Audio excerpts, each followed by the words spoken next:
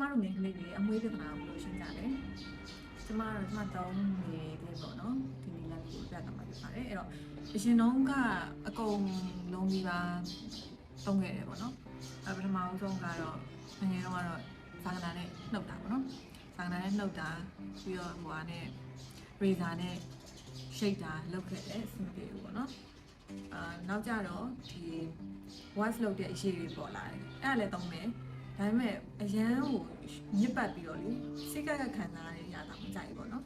အဲ့ကမှတစ်စင်ပါပေါ်လာလဲဆိုတဲ့အခါကျတော့ဒီကတ်ခွာလေးပေါ်လာတယ်ပေါ့နော်ဝါဇင်လုပ်တဲ့ကတ်ခွာလေးအဲ့ဒါလေးတော့ကြိုက်တယ်အရန်စစ်ပြီးတယ်သုံးရလည်းလွယ်တယ်ပေါ့နော်ပြောင်းတယ်ဒါပေမဲ့သူ့ပြဿနာအများကြီးလည်းတစ်ခါလေးဝယ်ထားလို့မရဘူးအများကြီးဝယ်ထားလို့ရှိရင်နည်းကြာလာလို့ရှိရင်ဝါကတိတ်ပြီးတော့မကတ်တော့ဘူးပေါ့နော်တကယ်ကိုလုံးမဲ့အချိန်ကြာလို့ရှိရင်လည်းလိုက်ဝယ်ရတာမလွယ်ဘူးဒီဆိုင်ကြီးတွေမှာမရတယ်ကွာရက်ွက်တရားဆိုင်တွေမှာမရဘူးနောက်တစ်ခုအနေနဲ့ဘာပြောင်းသုံးကြည့်လဲဆိုတဲ့အခါကျတော့နောက်ပိုင်းမှာ influencer တွေအရင်အသုံးများပြီးတော့ recommend ပေးကြတယ် ideal လေဒီအိမ်မှာပဲသုံးတဲ့ laser ဖြစ်တဲ့ set လေးဝယ်သုံးကြည့်ရဈေးလေးတော်တော်များများပေးရတယ်ဈေးကြီးရပေါ့နော်ဟိုစုပြီးတော့အဲ့တော့ဝယ်ခဲ့တာပေါ့ဒါပေမဲ့တစ်နှစ်လောက်ထိကဘာမှမထူးကြဘူးသူများတွေကတော့ထူးကြတယ်လို့ပြောတယ်ဒါပေမဲ့ကိုယ့်တော့ကဘာမှမထူးကြတော့complain တွေပါတော့တက်ကြည့်ရပေါ့နော်တို့ကလည်းသူတို့နီးလန့်နေပြပြောတယ်ဒါပေမဲ့နီးလန့်မှန်တယ်ဒါပေမဲ့ကိုယ့်တော့ကကြတော့ဘာမှမထူးကြဘူးဖြစ်နေအဲ့ဒါနဲ့နောက်ဆုံးမှာဒီဆက်လေးတောင်းတော့ကြည့်ရပေါ့နော်ဒီဆက်က Philips ကထုတ်တာ Epilator လို့ခေါ်တယ်ပြောရရင်တော့ဟိုကအမွှေးနှုတ်တဲ့ဆက်ပဲပေါ့နော်သူကအပူတွေပါတွေမသုံးမင်းနဲ့အမွှေးနှုတ်တဲ့ဟာပေါ့သူကသူ့ရဲ့ဟို instruction ရတော့လေဝါဇင်သုံးတဲ့အခါမှာဝါဇင်ကနှုတ်နိုင်တဲ့အမွှေးပမာဏထက်တိုးပြီးတော့နှုတ်လို့ရတယ်ပြောချင်တာအမွှေးသေးလေးတွေကအစပေါ့နော်သူကနှုတ်တယ်အမြင့်ကနေနှုတ်တာသူကဝါဇင်နဲ့သဘောတရားတူပဲဘာမှမတူလဲဆိုတဲ့အခါကျဒါကဟိုဆက်လေးဖြစ်တဲ့အခါကျတော့မီးလာတဲ့အချိန်ဘယ်ချိန်တွေသုံးလို့ရတယ်ပေါ့နော်အချိန်တွေသုံးလို့ရတယ်မီးလာတဲ့ဆိုရှင်ပြီးရင်ခုနကပုံစံတိုင်းပဲဝါဇင်တိုင်းပဲအမြင့်ကနေဆွဲနှုတ်ပြီးတဲ့အခါကျတော့ပြန်ထွက်လာဖို့အကြာကြီး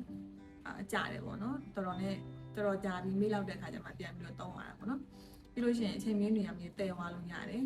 သုံးရတာအရင်အဆင်ပြေတယ်လွယ်ကူတယ်ဈေးလေးတက်တိုင်လို့ပြောလို့ရမယ်ပေါ့နော်ဈေးလေးတက်တိုင်ဆိုတာကကိုဝယ်တော့ကတော့တသိန်းနဲ့9,900ဝယ်တာတော့ဒီ page ကပေါ့နော်အဲ့တော့2024ဖေဖော်ဝါရီကဝယ်ခဲ့တာဆိုတော့အခုဆိုလို့ရှိရင်တစ်နှစ်နဲ့4 လလောက်ရှိပြီပေါ့ပြက်လည်းမပြတ်ဘူးတာရှည်လေးခံတယ်ပေါ့နော်အဲ့တော့သူ့မှာဗာလေးတွေပါလဲဆိုတော့ခေါင်းလေးတွေပါတယ်။မြင်ရလားခေါင်းလေးတွေပါတယ်ပေါ့နော်။ပြီးရင်အမွှေးရှင်းတဲ့ဒီဟိုပါလေး brush လေးတစ်ခုပါမယ်။ခေါင်းလေးတွေတက်ပြီးတော့သုံးရတာပေါ့နော်။ခေါင်းလေးတွေတက်ပြီးတော့မှကိုယ်စင်ပြီးတဲ့ခေါင်းတက်ပြီးတော့သုံးလိုက်တော့မယ်ပေါ့နော်။ဒါကတော့ခေါင်းကတော့ protector အနေနဲ့သုံးတာပေါ့နော်။ protector ဆိုတာဒီလိုလုပ်မယ်။ဒီတချို့ကကြောက်လဲ direct ထိပြီးတော့သုံးတယ်။ဟိုကြောက်တဲ့သူတွေကဒါလေးကိုအကအနေနဲ့ပေါ့နော်။သုံးလို့ရပါတယ်။ပြီးတော့အာသွင်ကြိုးကောင်းပါတယ်ပေါ့နော်။သုံးတဲ့နီးရလည်းအရမ်းလွယ်တယ်သူ့မှာတက်နဲ့သုံးချင်ကျမကတော့တက်နဲ့ပဲသုံးတယ်ဆက်သုံးခြင်း experience ကတော့နည်းနည်းနိုင်ဒါပေမဲ့2 ချိန် 3 ချိန်လောက်ဖြစ်သွားတဲ့ experience ဖြစ်သွားကျမကတော့ဒီကဂျိုင်းနဲ့ခြေတလုံးကိုပဲသုံးတယ်ပေါ့နော်ဟို tube area ကတော့မသုံးရသေးဘူးအရန်အဆင်ပြေတယ်ဂျိုင်းတွေမှာပြန်သုံးရတယ်ပြီးလို့ရှိရင်အမွှေးတွေကပါလာတဲ့ဒါကိုတိကျတာတွေ့ရတယ်ပေါ့နော်ဒါသုံးပြီးတစ်နှစ်ကျော်ပြီဆိုတော့လေအဲ့ဒီဆက်လေးက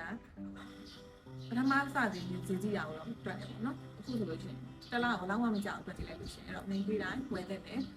ဒီက friendly ဖြစ်တယ်ပေါ့နော်